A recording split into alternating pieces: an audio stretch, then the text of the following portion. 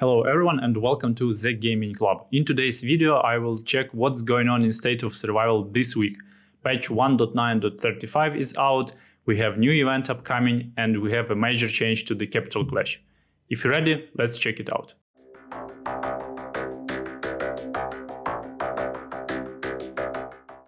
I'm playing in State of Survival on my computer thanks to BlueStacks. It also allows me to record high quality video for you guys. If you would like to play it on your computer as well, there is a referral link in the video description. Go check it out. So patch 1.9.35 is out. Let's check what kind of change is coming with this patch. The first and the major change is the Capital Clash one. It's long discussed and there was a poll on Facebook and Instagram pages of State of Survival. And the main story or the background story for those who are not aware, Capital Clash is the event that takes 24 hours to fight, and you had to keep the capital for 8 consecutive hours to make sure that you win the fight. And for a lot of players, this kind of timing and the amount of hours you need to invest in the game over the weekend was too much, and there was a voting created to reduce the Capital Clash fight to less hours. Then there were two options, either keep as it is and then reduce to 12 hours of the fight and 4 hours of the consecutive occupation of the capital. And the voting was quite close. There was like 60%, I think, players that voted to make it shorter and 40% to keep the current timing. So developers decided to kind of compromise, and they reduced the overall fight time to 12 hours, but they reduced the consecutive occupation time only by 2 hours, so now it's 6. And this is the timing that developers will keep for the next few rounds of the Capital Clash and gather some additional feedback. The main concern from most players was about the time zones, because State of Survival is played in the US, it's played in Asia, and it's played in Europe. So these 3 parts of the world have completely different time zones, and the players that wake up in the morning in Asia, they are not very comfortable to play when the Capital Clash starts, I don't know, at midnight or vice versa. When the players in the United States wake up, they don't want to only see the end of the battle. They want to participate in it as much as possible. So I'm not sure what kind of compromise developers are going to find here, especially with the starting time. Personally, I think the reduction is good because I was not able to invest 24 hours over the weekend to do Capital Clash. And I don't think that having a 8 hours fight is somehow making it better or allows you to use more strategies or like different types of getting the Capital Clash, other than wearing the people out and just making them tired and leave and give the capital over to you.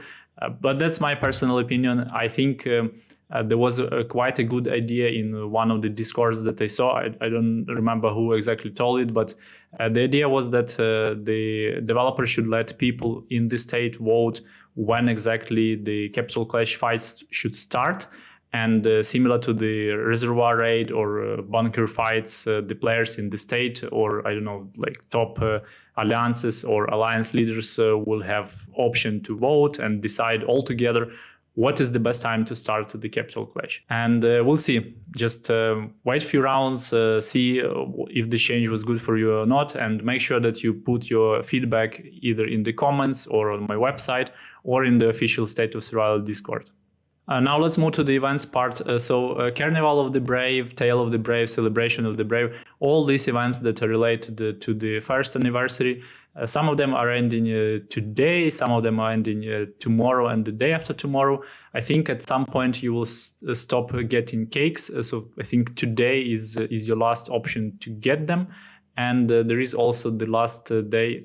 No, it's not the last. Tomorrow is the last day when you can get the cakes, and when the Celebration of the Brave event is going to finish. And in Tale of the Brave, you have the opportunity to utilize all the remaining cakes. Same things applies to Lucky Carnival. It's another event where you could get some cakes. So if you haven't achieved the 20 bundles sent, make sure you do it tomorrow, because it also gives you quite a lot of cakes. And the next event that I would like to talk about, just a sneak peek, there is a new event upcoming. It's called Jane's Grain Harvest. I think it's something very similar to Eid Mubarak or the Exotic Feast event, where you will have an opportunity to get some kind of wheat resources, and then probably, I don't know, I just assume there will be some kind of permanent skins or frames or stuff like that as reward. This event is starting tomorrow on the test server, and once it's there, I will do a separate video for you guys to check this event out.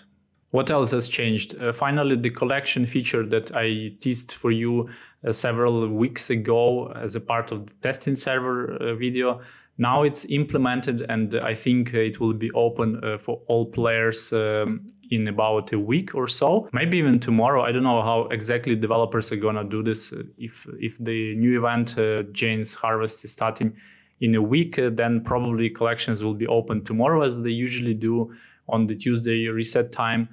I don't know. The cool thing that the anniversary memorial book that was available as part of the first year anniversary is now permanently placed here, and you can still look through all your stats and read about these nice numbers or figures that you spent with your alliance and in the game. This is my test account, so I haven't spent anything here, or I haven't played it other than doing the videos. So I think you all have your own books to share, and this is a very nice addition to the game. I have it opened on my both accounts that I play, and it's really, really cool.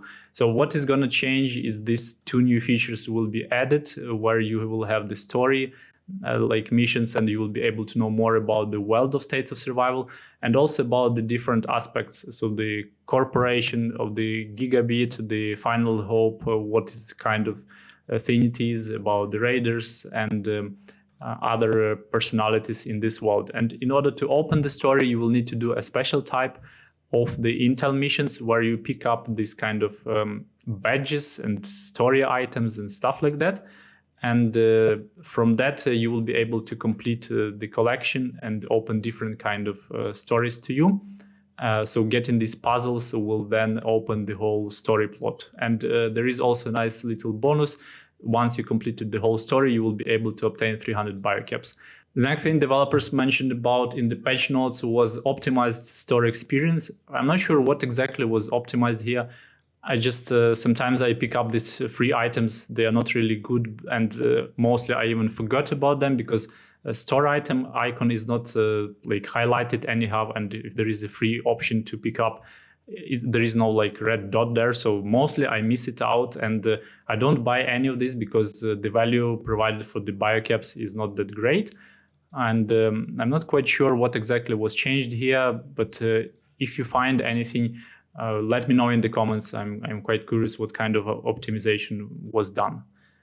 And the last change that I noticed in the patch notes, that's the new hero search interface. Precisely, there is this free button, and once you use all your free searches, you will be able then to use the searches that you have in stock, or do the 10 searches. And once you use the 10 searches, you will be able to see the button use all of them. So this is just a minor change to the interface. Nothing else has been changed here. Now let's have a look what's going in State of Survival events that we have on regular basis. And I will start with my secondary account, which is in the newer state 313, and just quickly go through the events that we have this week. First and the biggest change is the Survival of the Fittest event. All the objectives were kind of updated by the developers. There were changes in the points. Some of the days have been swapped, and some of the resources have been changed between the days. So all the updates are now on the zgaming.club website, and you can find the latest and the most up-to-date version there. Also, what I heard from other players, that in some states that the tier 4 heroes like Jared, Zach, and Ernie, they're going to be skipped completely in the Survival of the Fittest event, and the players in those states will directly get the 3 new heroes like Brooke, what was it, Tyler, and Julie. And I think Tyler will be the guy in the Survival of the Fittest event, and the other 2 will be distributed between the daily bundles in the shop and the Raise Wheel event. So I don't have an account in that state, but if you have the new heroes and you have the tier 4 skipped, please let me know in the comments. I'm quite curious what kind of states have got this change implemented. In my state, we are 2 months before the tier 4 heroes, so we still have tier 3. That's the first round of Zoe, and today was just the normal settlement evolution where I need to consume plasma cores and to spend speed ups on the troops training, research, and construction speed ups. So that's the first event. There is a video about it, and if you haven't done it before or you would like to see the changes, make sure that you visit the website. The link is in description. Second event, Alliance Showdown, no changes here. Don't forget to register. And if you have participated before, remember there is a shop in this event and you can exchange the gold coins into some goods. I typically take Chief Gear tools because they are hardest to find. And if I have some extra coins, then I switch to adhesive or alloys. What's next? Carnival of the Brave, Tale of the Brave, Celebration of the Brave, and all the Brave events are finishing either today or tomorrow. So all of them are associated with the first State of Survival anniversary. I posted my video about the Commute Rescue, the Commute Town event. So I shared my feedback about this event. If you haven't seen, I will put the card that you can open the video and check it out. Just the short version, I was not quite excited with the Commute Town event, and I'm not quite excited with the first year celebration either. To be honest, I was expecting developers to give us some kind of memorable thing just to remember about the first anniversary event for free, whether it was like a portrait frame or some kind of a nice skin or troop marches, just anything to appreciate all the players that have been at with the game at the moment of its first anniversary. Unfortunately, nothing like that happened. So there is still an opportunity to get the skin that you can have for the first, 10 players in the Tale of the Brave. That's the 10 players from your state. And the skin is really nice. So if you are looking to get it, then yes, you still have 2 days for that. Next event, value vouchers. It's ongoing in my state. It's JEP, so tier 2. The tier 1 heroes are already with discount, and I'm probably gonna spend some biocaps because I decided to build Nicola on this account. He's available both in the epic hero searches and through value vouchers event. I would like to really test him in influencer trap and in some other PvE activities to see if he's good or not, and update my guides accordingly.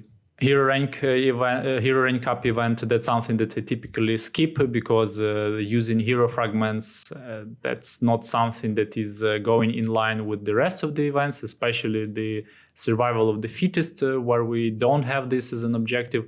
And I don't really like the rewards for this event. I mean, 4,000 biocaps for scoring this amount of points. I think it's not good, so I usually skip this kind of stuff. Next, wild racing, nothing new here, just regular event. Plague Zone and Influencer Trap, same here.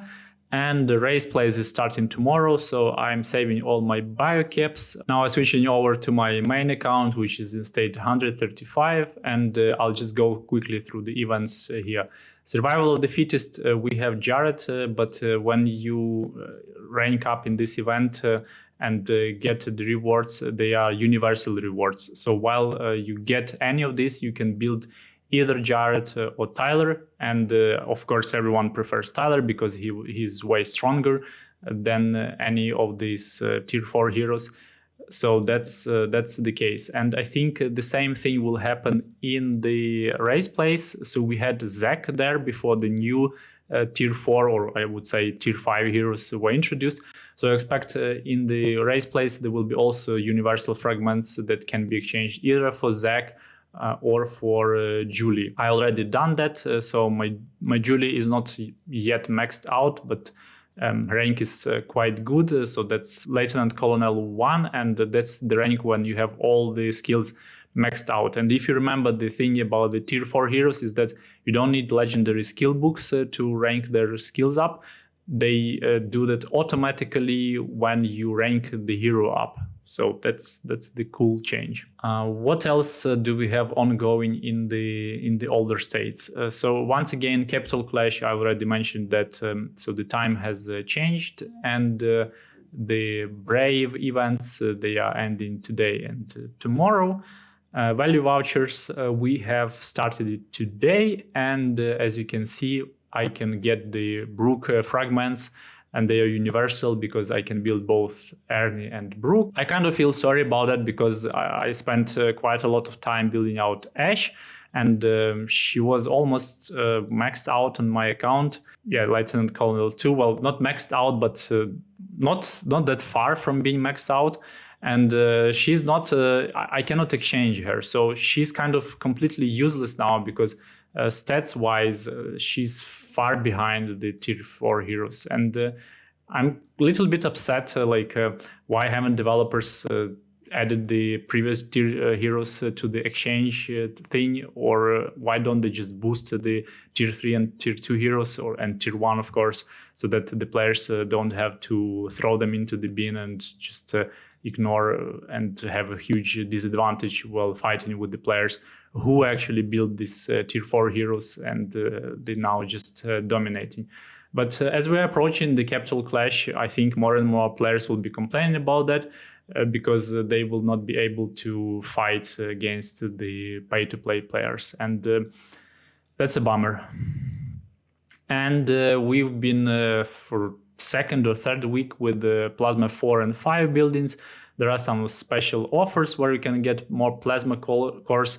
Unfortunately, developers have not changed the amount of Plasma cores we can obtain through Intel missions, and that's quite sad because I still get 6 or 7 Plasma cores per one run, and if I do 3 times refresh, so 8 hours, there is a refresh of the Intel mission. So if I collect the entire day, that's maximum 21 cores per day. And I just, after playing for 6 months, I was only able to get 1 star on my headquarters, and I'm not even getting any kind of troops to 1 star because remember that you need to upgrade each building 5 times, and with each upgrade you need to get 40 Plasma cores, and it's more than 200 Plasma cores per one building, and I did 4 levels of barracks upgrade, and I still need 1 to go, but that will give me just 1 star and just on the infantry, and I have 2 more buildings to go, 5 levels each. So developers, please give us more Plasma cores, because that's really sad for free-to-plays to get them. What else? Battle power-up. I think here, yes, it's the same thing that you need to spend the hero fragments and increase highest Chief Gear badge score. So once again, I'm skipping this event because it doesn't match with the survival of the fittest one, and that's my free-to-play account again, and I just don't see any point to do it. Wild Racing, nothing new here. Plague Zone, I wish there was some kind of change to Plague Zone. I would really like to see Plasma cores as a reward here. I think it would be really great. And that's all that I wanted to cover in today's video. Thanks for watching. Please don't forget to like and subscribe. I'll be doing more videos soon, especially about the new upcoming events. Don't forget that I have a website where you can find more guides, and if you would like to support my content with donations, you can do that on the monthly basis through Patreon page and get some benefits on the top of that. And you can also do one-time donations through PayPal and Stripe. All the links are in the video description. So thanks again for watching, and I wish you a nice day.